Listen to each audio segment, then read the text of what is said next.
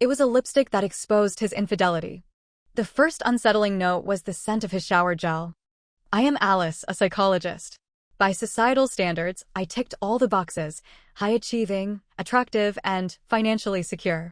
The trifecta of modern success. The first inkling of trouble came from the scent of shower gel clinging to him. In our home, things were compartmentalized. I used shower gel, he used bar soap. Fixed brands, fixed fragrances. So, the moment he leaned in to kiss me that evening, the foreign aroma registered instantly. Did you shower somewhere else today? I asked, keeping my tone light, almost teasing. Yeah, he replied, a touch too casually. A bird decided to use my head as target practice. Didn't want to offend your delicate nose, so I rinsed off at the university before heading home. I managed a small smile, my eyes darting across his face, registering every micro-expression, or rather, the lack thereof. He was too composed. Playing it cool, I joked, thank goodness it didn't happen back in our hometown. Otherwise, we'd have to beg for 100 family rice to ward off the bad luck. An old wives' tale, meant to lighten the mood, but also a subtle probe. Later that night, before my own shower, I fished his clothes from the washing machine, burying my nose in the fabric. Just the familiar scent of his usual soap, nothing else. No lingering shower gel, no trace of anything foreign. A man, out in the world from morning till evening, interacting with countless people, how could he return home completely odorless? No hint of cigarette smoke, perfume, sweat, or even the faint aroma of a restaurant. I scrutinized his shirt more closely. A normal adult male sheds around 50 hairs a day. The collar is usually a prime collecting ground. His collar? Impeccably clean. Not a single strand. It was as if he'd changed clothes right before walking through the door. That night, he was particularly enthusiastic in bed. The phrase, marital duty, flashed in my mind. A wave of nausea washed over me. I have a slight aversion to uncleanliness, and even though the evidence was circumstantial, the whole encounter felt tainted, like swallowing a fly. Honey, you seemed a bit distant tonight, David murmured afterward, his arms wrapping around me from behind. Did a difficult case at work get to you again? I hummed in agreement. People often imagine psychologists as enlightened beings, serene and untouched. The reality is, we wade through the murky depths of human minds daily, gazing into the abyss, and the abyss gazes also into you, as Nietzsche so aptly put it. Our clients' inner demons have a way of seeping into our own psyches, morphing into new, unsettling shadows within ourselves. Most days, we manage to recalibrate, to find our center again. But sometimes, the darkness gets too thick, and we seek counsel from our peers. It was a case about chronic infidelity I fabricated, keeping my voice casual. A notorious womanizer. Used to cheat constantly, and when his wife found out, he just started bringing his mistresses home. His wife, my client, is understandably devastated, I continued, rolling onto my back, a manufactured frown creasing my brow. Honestly, David, why are men so prone to stray? Whoa, broad strokes there, Alice. David playfully pinched my waist. Not all men are like that. It boils down to their moral compass. Some men have no moral compass at all, hopping from one affair to the next.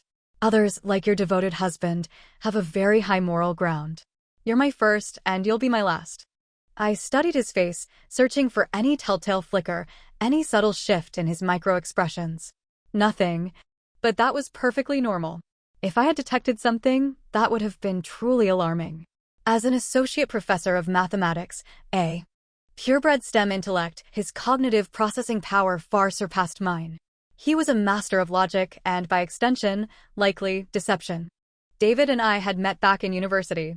Both of us pursued integrated bachelor's and master's degrees, me in psychology, he in mathematics.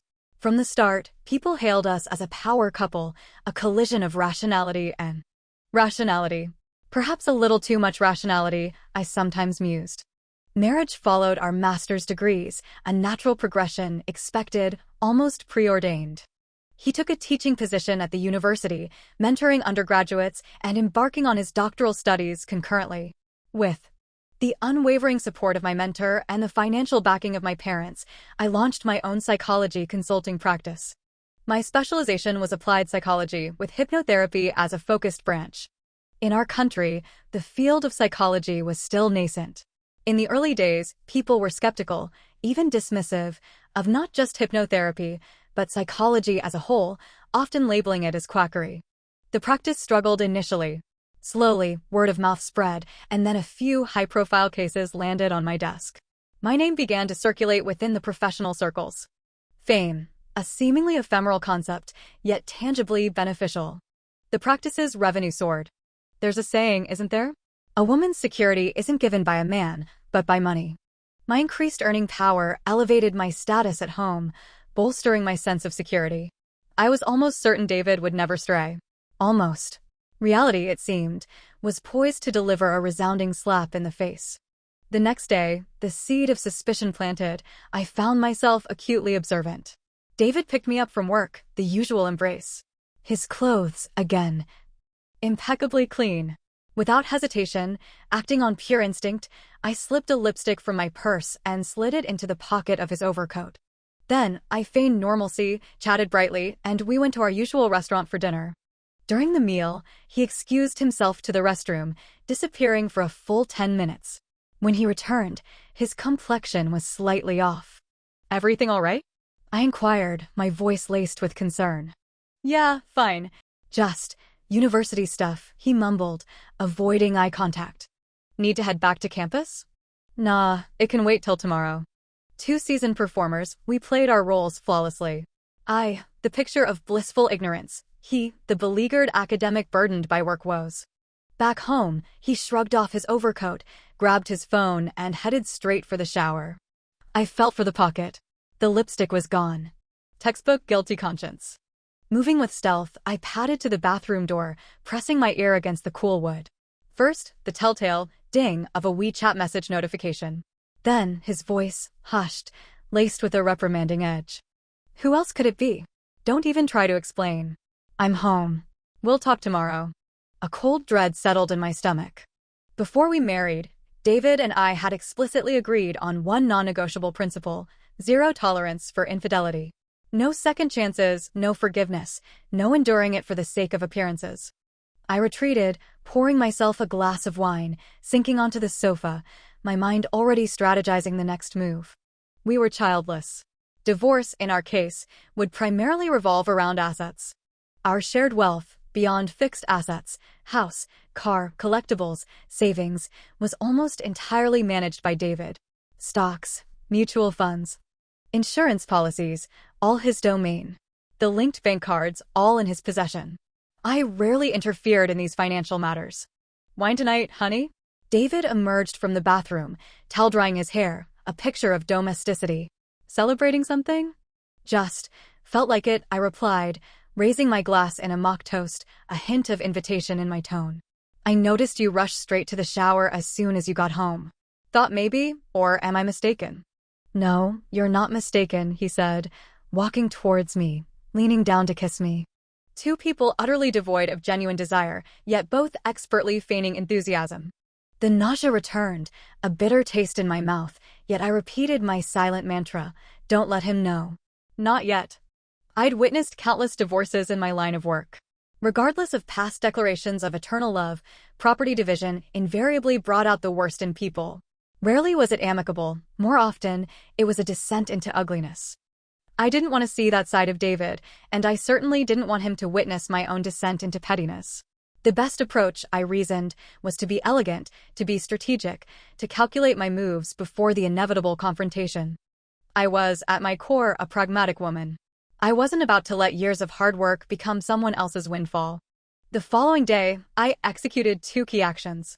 First, a discreet appointment with a divorce lawyer, seeking professional guidance on navigating the impending legal battlefield. The lawyer commended my restraint the previous night.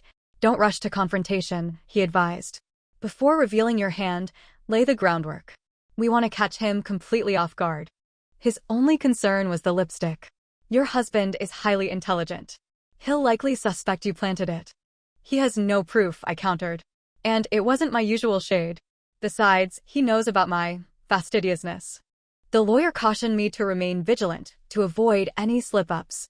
He then outlined 3 strategic steps, plus a crucial addendum. Step 1. Gather irrefutable evidence of his infidelity.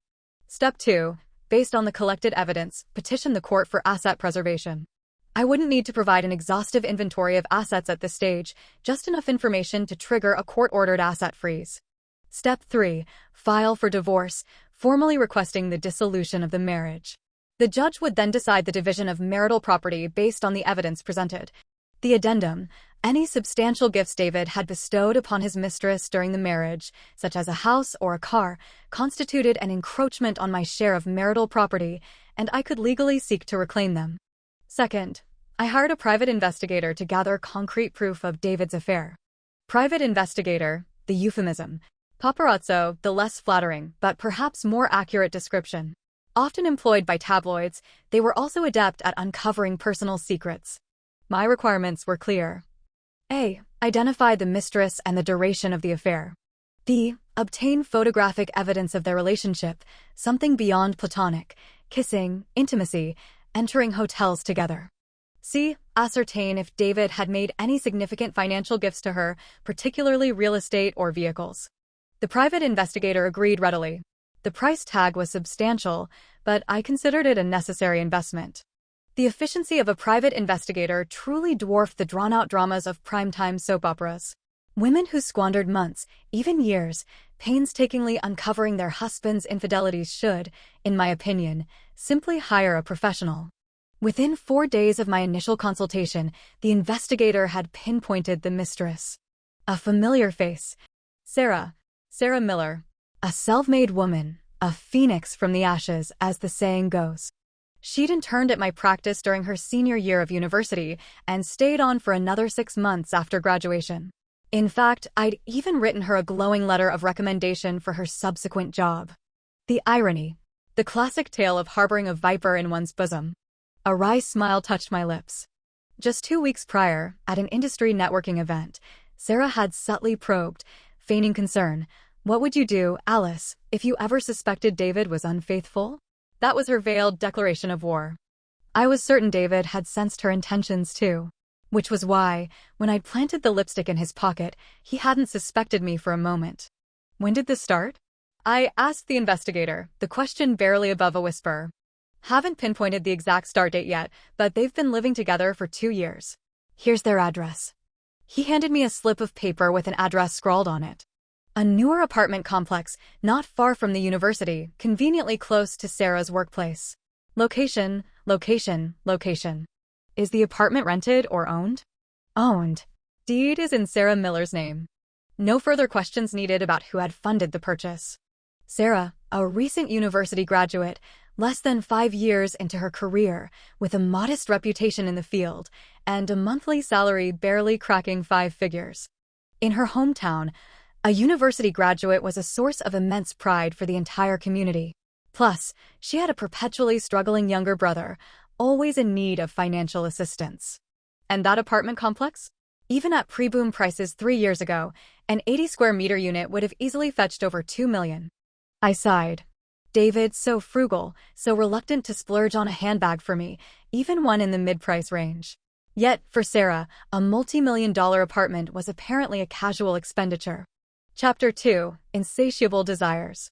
Don't take it too hard, Alice, the private investigator said, his tone surprisingly comforting. Men are just men, driven by their baser instincts. Despite being male himself, he seemed to have no qualms about generalizing. She's not even as attractive as you. Your husband's probably just bored, seeking a cheap thrill. I offered a noncommittal smile. While boredom and cheap thrill might play a part, David's attraction to Sarah likely stemmed from deeper psychological needs. They were both from rural backgrounds, had clawed their way to the big city, a shared narrative of upward mobility. In Sarah, David probably saw a reflection of his own past struggles. My own family background was starkly different from David's. As he often put it, it took him 20 years of relentless effort to earn the right to share a Starbucks coffee with me. Even now, despite his professional achievements and elevated social standing, a vestige of insecurity lingered beneath the surface. In upscale settings, a subtle self-consciousness would betray him, a quick scan of the room, an almost imperceptible hesitation. But with Sarah, he would undoubtedly feel a sense of liberation, a comfortable dominance. Their shared origins, coupled with his superior economic and social position in their relationship would create a dynamic where he could truly relax, where his ego could bask in unchallenged affirmation. Furthermore, there was that outdated, deeply ingrained rural belief that a man's success wasn't solely measured by wealth or achievements, but by the number of women he could command. We'd discussed this topic in our university days. He had vehemently denounced it, his arguments sharp and morally righteous. Yet, deeply ingrained cultural conditioning, nurtured over decades, ran deep. Correct values alone couldn't easily eradicate it. As for Sarah, whether her feelings for David were genuine love or calculated opportunism, I couldn't definitively say. In the adult world, relationships were often transactional, needs-based. During her internship with me, Sarah had repeatedly voiced her admiration, even envy, of my life, my upbringing, my career, my marriage. From my perspective, her entanglement with David was about validation, about proving herself superior to me, at least in some warped, twisted way. Materially, she gained financial security. Emotionally, she perhaps gained a perverse sense of triumph. Here are the photos, Alice. Just what we've managed to capture so far. The investigator handed me a small packet of prints. Are you planning to go to court now, or wait a bit longer? I gazed at the images, Sarah and David, entering and leaving buildings together, their bodies sometimes brushing, their laughter captured in blurry frames. A pang of something akin to sorrow resonated within me. Vows of forever, whispered promises, eroded by the relentless tide of time. Christmas is just around the corner, the investigator ventured, gauging my reaction. Maybe reconsider? Think it over. In my line of work, he continued, I've seen enough dirty laundry to fill a stadium. To be honest, a man who hasn't strayed ever? I haven't met one. For a fleeting moment, I wavered. Then I simply said, keep a close watch. Let me know if anything significant happens. Christmas arrived with its usual fanfare. David, true to form, arrived at my practice, a large bouquet of crimson roses clutched in his hand. The younger staff members predictably cooed and whistled, their eyes gleaming with envy, their work chat buzzing with exaggerated declarations of being dog food by our romantic display. I left work early, a leisurely stroll through the department stores, a new handbag as a small indulgence, followed by a quiet dinner at a bistro. The entire evening, I found myself cherishing the moments, a strange sense of bittersweet nostalgia. It could very well be our last Christmas together. Little did I know, dinner wouldn't even conclude before the carefully constructed facade began to crumble. Mid-meal, David's phone rang. A hurried conversation, then, duty calls. A colleague, he explained, had a heated argument with his girlfriend, culminating in a physical altercation with her ex-hospital, police reports, the whole messy affair. David, the responsible friend, had to rush to the rescue. David's colleagues, the inner circle, the ones close enough to call him in a crisis like this, I knew them all, or at least most of them. I'll come with you, I offered, already reaching for my coat. David demurred, gently but firmly. He urged me to enjoy my dinner, assured me the situation was delicate, the parties involved preferred minimal onlookers. He'd call as soon as he'd played peacemaker. I nodded, a slow dawning of comprehension. Like those pampered concubines in historical dramas, flaunting their fleeting favor in front of the empress, only to be swiftly and silently dispatched. All right, go ahead, I said, settling back into my chair. I think I'll linger here a bit, maybe pop into a bar afterward. David smiled, a quick, almost forced upturn of his lips. He leaned down, cupped my face in his hands, brushing his forehead against mine, his voice laced with practiced affection. Don't go attracting any young wolves. Maybe I will, I teased, playing along, adding a touch of playful defiance. If you get jealous, you'd better hurry back. David chuckled, playfully tweaked my nose, and turned to leave. Watching his retreating figure, I dialed the private investigator. Where are you? David just left. He confirmed he was tailing Sarah. Then, he gave me an address. From our restaurant to Sarah's apartment, even with Christmas traffic, shouldn't have taken more than 40 minutes. Yet, an hour passed. A message from the investigator. David hadn't arrived. For a fleeting moment, I wondered if there was a second mistress or if, improbably, there actually was a colleague in the ER. 20 minutes later, another message. David had arrived, at Sarah's. That night, I did go to a bar surrounded by the festive clamor, the pulsating music, the boisterous chatter. But my mind was trapped in a loop, replaying images of Sarah and David entwined, intimate. Midnight struck, then passed. I returned home. David was still absent. I walked into the study, intending to switch on my computer. Before my hand even touched the power button, I knew why David had taken double the expected time to reach Sarah's after leaving the restaurant. He'd been home. My computer had been used. Everyone has their own unique habits when using a computer. My left and right eyes have different degrees of myopia, and my right eye has astigmatism. Consequently, I always position my computer on the desk with a slight tilt, compensating for my vision. David was too familiar with our home, too comfortable. He'd overlooked the subtle details. The computer's usage history had been cleared. My computer's contents consisted mainly of academic research materials.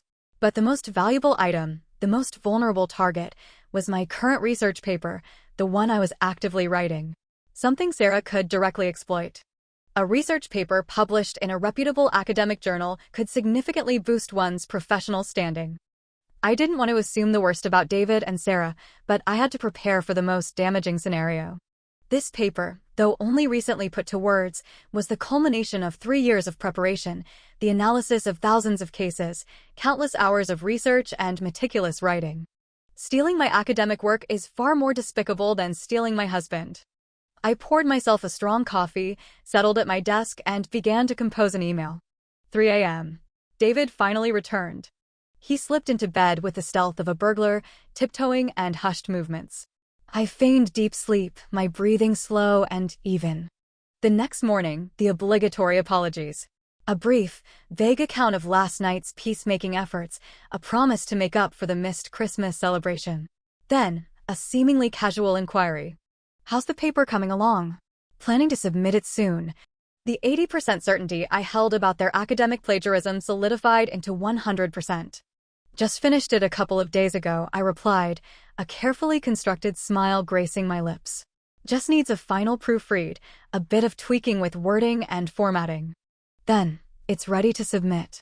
Though, publication is never guaranteed, is it? You know how competitive the top-tier journals are. I baited the hook, letting the line out slowly. It'll get published, no doubt, David declared confidently. It's your field of expertise, your years of research. How could it not be accepted?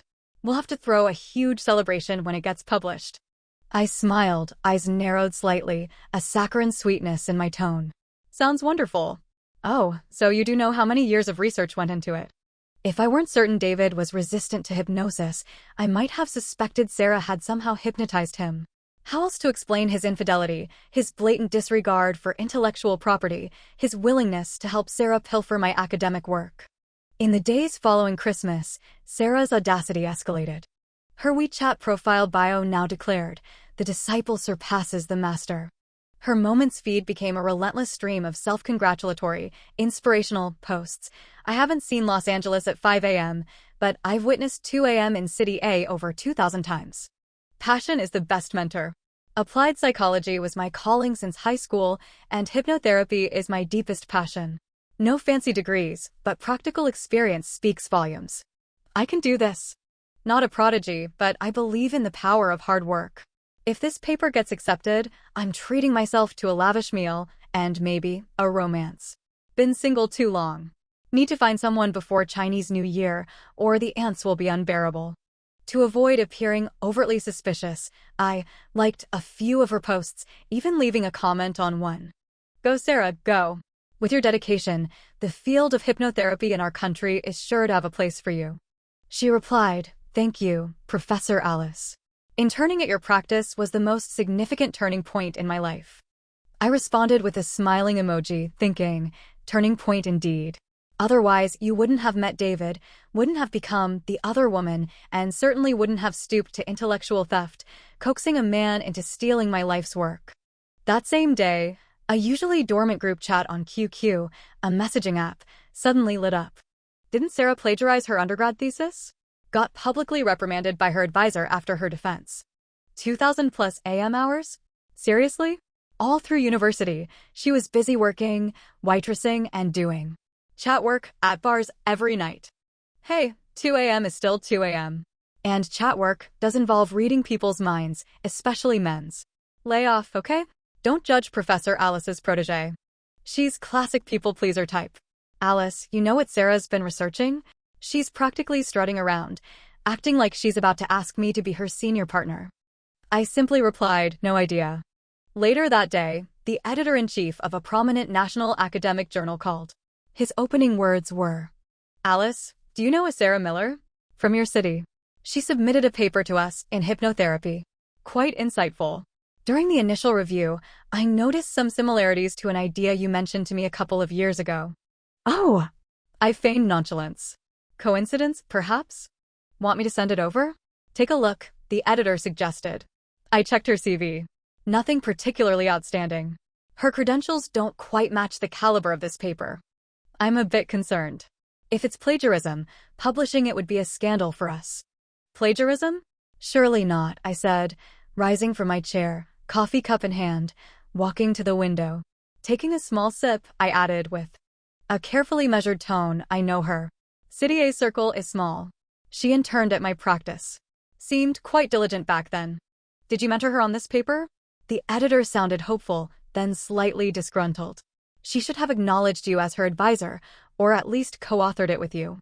These young people, no sense of gratitude. No, I wasn't aware she was writing a paper. Haven't mentored her on anything, I clarified, pausing for emphasis. If it does resemble an idea I discussed a couple of years ago, well, to date, no related publication has emerged in the field. We chatted a bit longer. I learned Sarah's paper was slated for publication in the January issue. The editor concluded, remarkable young talent. I responded, indeed. The rising tide lifts all boats. After the call ended, I stood by the window, watching the city's ceaseless flow of traffic, slowly sipping my coffee, savoring the moment. Oh, you dare steal my academic work? Then be prepared to face the consequences. Chapter 3. Playing with Fire. With the plagiarism now confirmed, divorce took a back seat. My priorities shifted to waiting for the journal's publication, waiting for the opportune moment to publicly expose Sarah and David, to strip them bare in front of their professional peers. Thankfully, my period arrived. No need to endure the charade of marital intimacy, no more forced displays of affection. This New Year's Day, David's mother, my mother-in-law, made a rare solo trip to City A. David and I picked her up at the airport. Mom, why are you here alone? Where's Dad? David asked as he drove, glancing at her in the rearview mirror. Your dad's back home, she replied, her small eyes gleaming with pride. Never traveled alone before, never been on a plane. Alice, would you say I'm an independent woman now? Absolutely, I affirmed, my voice firm, squeezing her hand, meeting her gaze. Mom, David and I are so proud of you. Life is about challenging yourself, breaking boundaries. She beamed, clearly pleased. My gaze drifted to her makeup. The lipstick, a shade too bold, too garish for her age and complexion. The foundation, a shade too light, settling into the fine lines around her eyes. Mom. You're wearing makeup today? It really brightens your complexion. Tomorrow, let's go shopping for some cosmetics and some new clothes. We should all make an effort to look our best every day. Clothes, yes. Makeup, no need. She gestured to her crimson lips, a hint of boastfulness in her tone. This is $999. Doesn't it give me a queenly vibe? Dongzi said independent women like me should wear $999. I studied her glossy, heavily painted lips, the cakey foundation, the wrinkles around her eyes. Queenly? In what universe? And Dongzi? Who is Dongzi? David, his father, his younger brother, none of them had a name with Dong in it. My guess? Some distant relative, a small-town entrepreneur, probably selling dubious products online, starting with family and friends. Back at our apartment, Mom-in-law began unpacking. Helping her, I noticed a pattern. Dong Dong eye cream, Dong Dong face cream, Dong Dong lipstick. Then it clicked. Dongzi. She meant that Dongzi. The Dongzi in question was incredibly famous, or rather, infamous. A low-rent celebrity, a scam artist preying on vulnerable middle-aged women. His tactics were crude yet effective, endlessly amplified online. Low-budget versions used stolen clips of a real celebrity, Jae Dong, dubbed with his own voice. High-budget versions involved deepfake technology, seamlessly grafting his face onto the celebrity's body. He'd built a massive online persona, courting countless older women, swindling them into buying overpriced, substandard products, or worse, investing in fake schemes. I wondered how far my mother-in-law had fallen into his web. "Mom, have you been watching Douyin lately?" I asked casually. Douyin, the Chinese version of TikTok, was the platform where Dongzi thrived. "Yes. How did you know?" Her face lit up, giving me a thumbs up. "Psychologist indeed. You figured it out so quickly." "It's trendy," I said, smiling. "So many fashionable people are on it. And you, Mom, with your newfound interest in makeup, you wouldn't miss Douyin." She chuckled, delighted. From her suitcase, she pulled out a black mug, filled it with hot water. As the mug warmed, an image of Jae-dong magically appeared on its surface. She proudly presented it to David, proclaiming it high-tech. David, perhaps too preoccupied with his illicit romance with Sarah, or perhaps simply dismissive of online scams as something that couldn't touch his family, seemed utterly oblivious. He glanced at the mug, the grinning face of Jae-dong, without a flicker of recognition, no hint of alarm. Instead, he gave me an apologetic look. "Mom, high-tech? This is basic stuff. Don't get scammed, Mom." "How much did you pay for it?" 20 yuan. She answered unguardedly, then frowned. "But it is high-tech. No picture at first, then hot water, picture appears. When it cools down, picture disappears. Reminds me to drink hot water. Women need to keep warm, especially our wombs. Warm womb, drink hot water." She rambled on. David, hearing 20 yuan, seemed to relax. I stepped forward, taking his hand, speaking reassuringly to his mother. "I think the mug is great. Tech. David, just because it's been around for a while doesn't mean it's not technology anymore. Design-wise, user-friendliness, this mug is a perfect 100. Mom-in-law wholeheartedly agreed. David, far from being offended by my gentle correction, actually looked relieved. Yes, you're right. Mom, get one for me too. I should drink more hot water." "Okay, I'll buy 3, she declared. "One for each of you." 3. I picked up on the odd number. "Who's the third one for?" A flicker of unease crossed her face, quickly masked. "For your dad," she replied smoothly. My suspicion deepened. Did she know about Sarah? Did she condone, even encourage the affair? I decided not to press further, instead, playing the dutiful daughter-in-law. Why not get 2 more? Otherwise, David's younger brother will accuse you of favoritism. "Mom, do you use Alipay or WeChat Pay? Let me transfer some spending money." She preferred WeChat Pay. I promptly transferred 5,000 yuan. "Mom, let me know if you need more. Buy whatever you like. Don't save money on our account. David and I don't have kids yet, we're doing okay financially." Unlike before, when she'd always urged us to save for future childcare expenses, she now showered praise on me to David. "See? Found a daughter-in-law who's even more filial than her own son." I smiled, accepting the compliment, carefully putting away her clothes, arranging her toiletries and skincare products in the bathroom. Gazing at the rows of Dong branded items, I couldn't resist asking, "Mom, what happened to the skincare products I bought you before?" "Oh, those. All in foreign languages, couldn't understand a word. And not right for my skin. Your sister-in-law came home recently, said she'd use them up for me, so I gave them all to her. This Dong stuff is much more moisturizing." A lump formed in my throat. I usually used iBrand skincare. I'd bought the same brand for my mother-in-law and sister-in-law. A basic set, cleanser, toner, lotion, serum, easily cost over 20,000 yuan. And she dismissed it.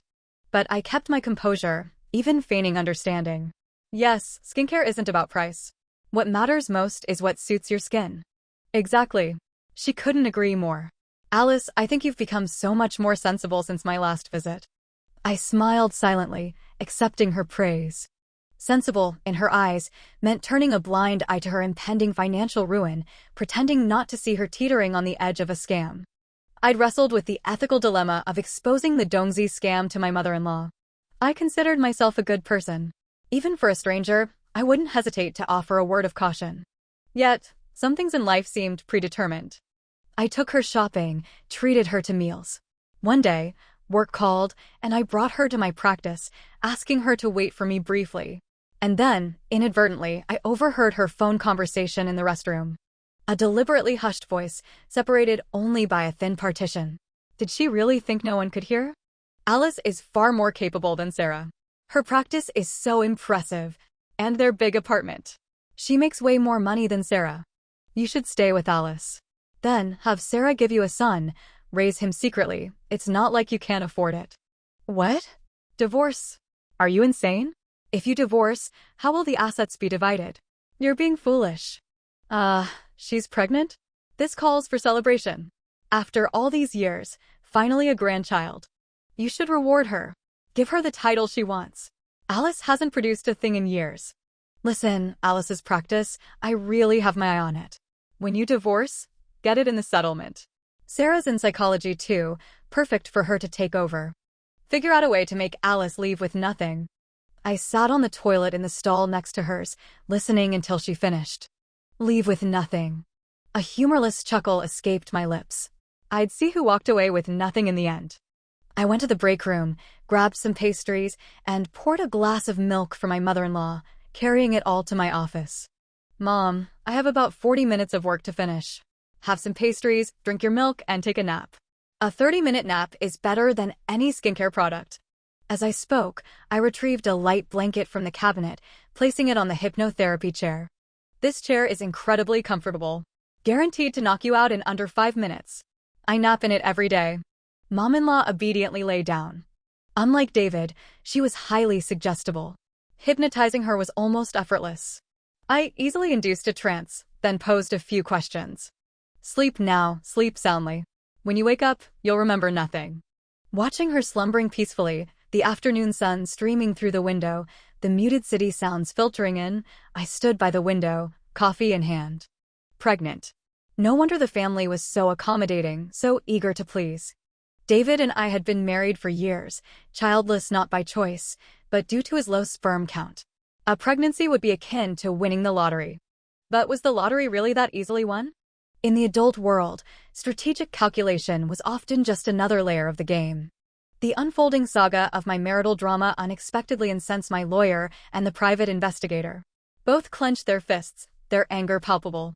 Reflecting on the entire ordeal, from the initial suspicion of David's affair to Sarah's academic theft, to my mother-in-law's blatant scheming for my practice and urging David to leave me penniless, I realized I hadn't felt much genuine anger.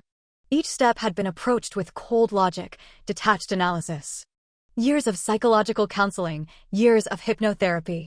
Perhaps my deepest inner demon was precisely that, excessive rationality. January 4th, Mom-in-law enjoyed a day of independent exploration, declining our company. Returning home that evening, she was radiant. January 5th, I caught her watching a live stream. She quickly minimized the video when she saw me, a hint of embarrassment on her face. I transferred another 5,000 yuan to her account. Watching live streams, Mom? Me too, sometimes. I even send virtual gifts. January 6th, Mom-in-law departed. Before leaving, she pulled me aside, asking for another 5,000 yuan. I directly transferred 10,000. She was now a VIP client of Dongzi. I hoped she'd soon ascend to super VIP status, becoming a prime target for their personalized attention. January 10th, my birthday.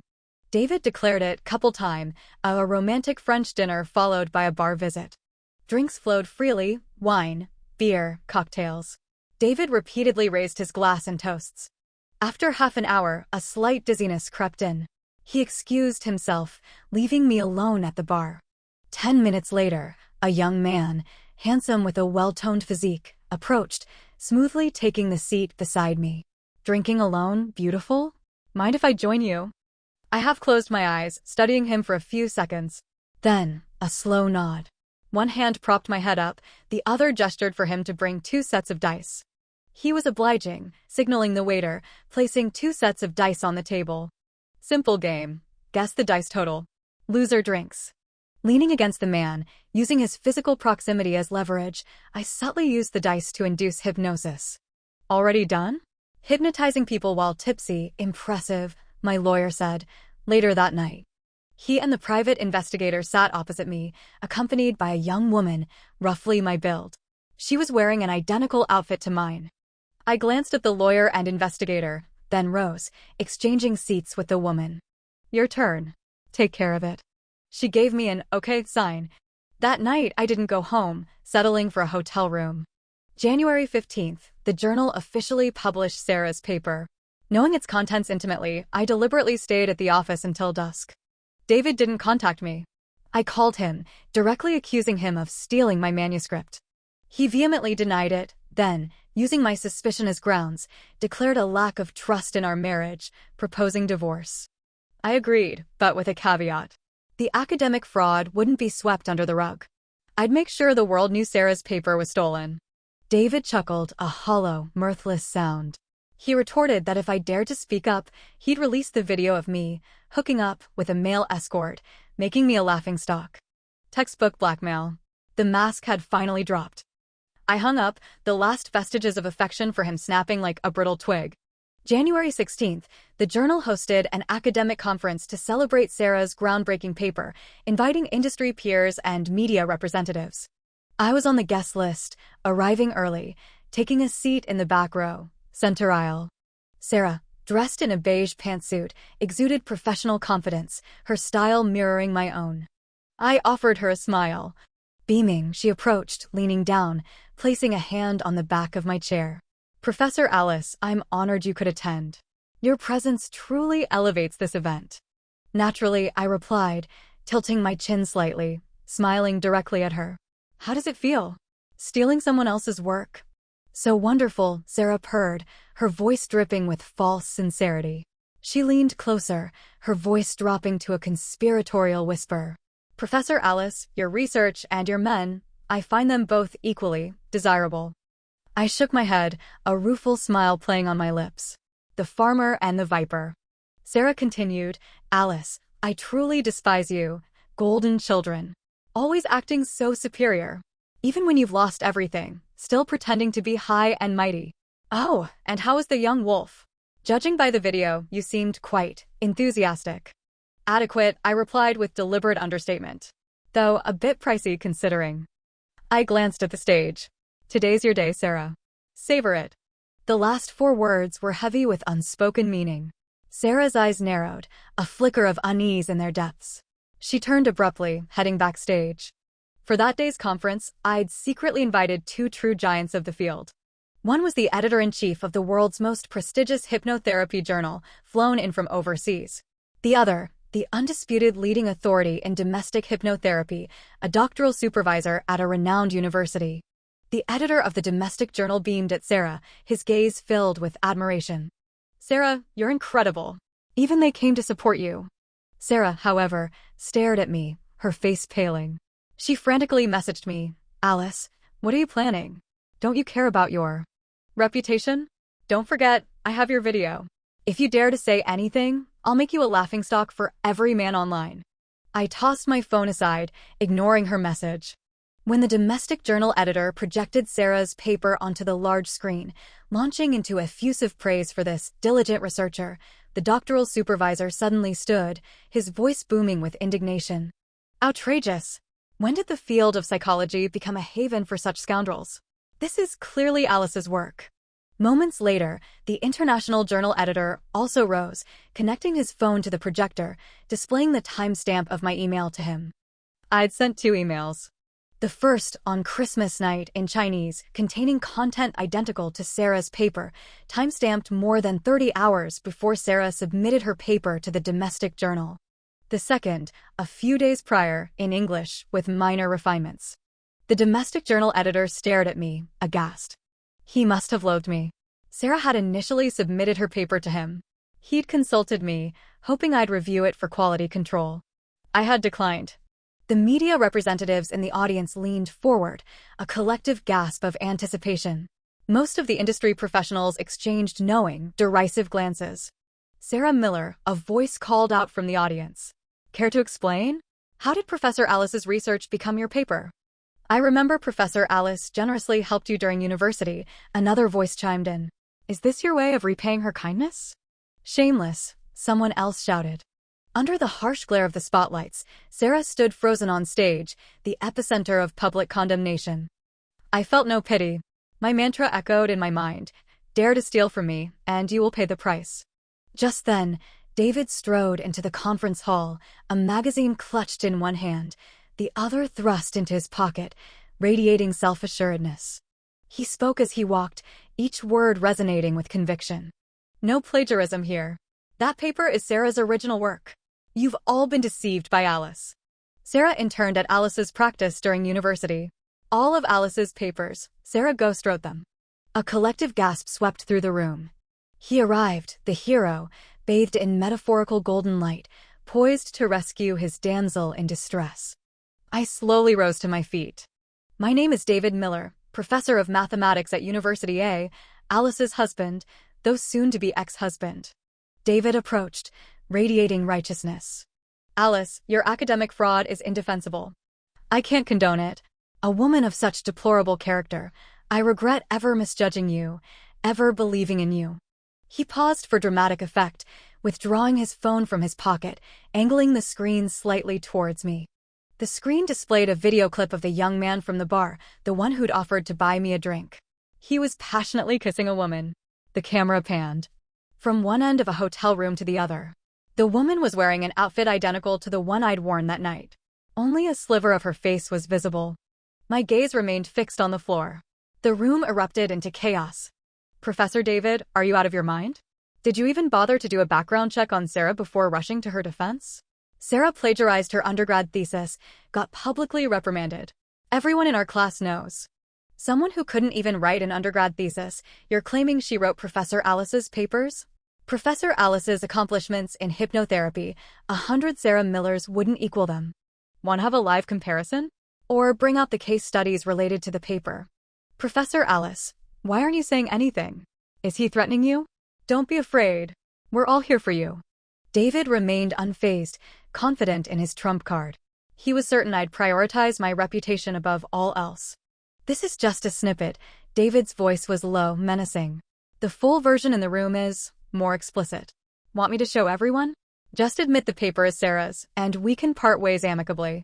A soft laugh escaped my lips, then I raised my head, meeting his gaze, regarding him with the detached amusement one reserves for a foolish clown.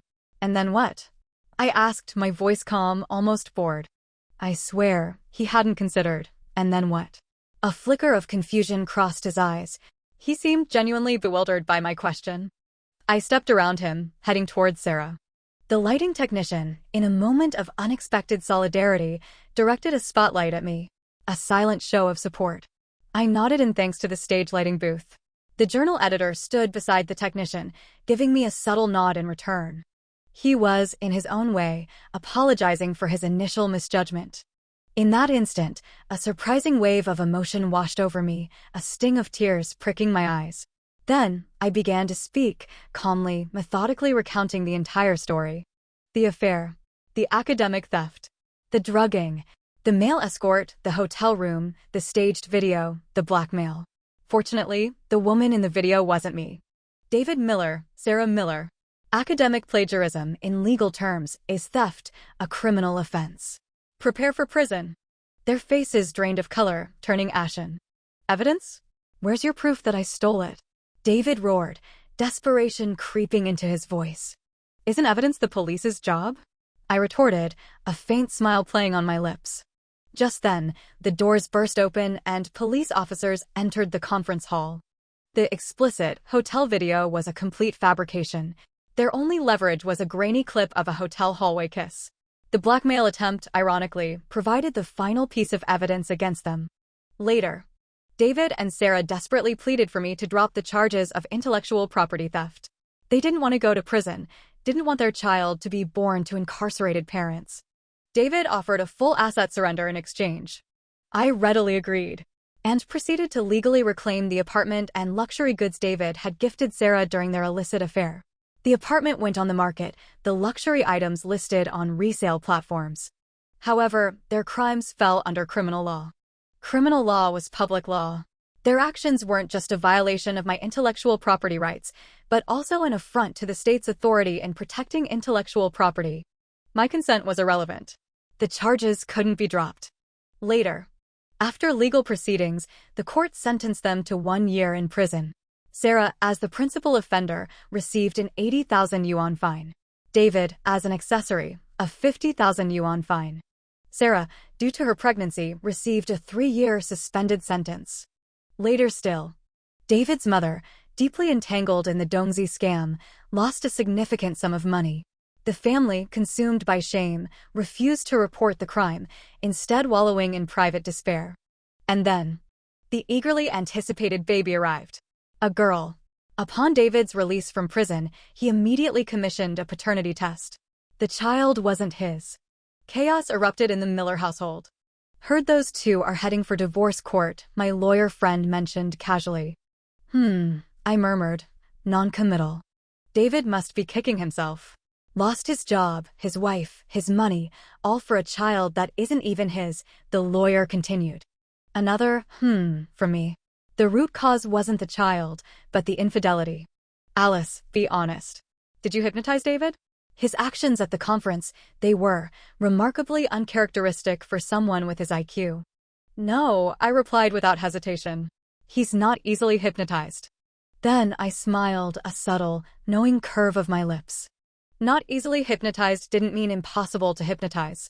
Everything he did, every action, every word, aligned with his deepest desires, his hidden motivations. The hero's entrance, the Prince Charming rescuing his princess. Forgive me, I am a hypnotherapist. I prefer to resolve problems in my own domain, in my own way. The end.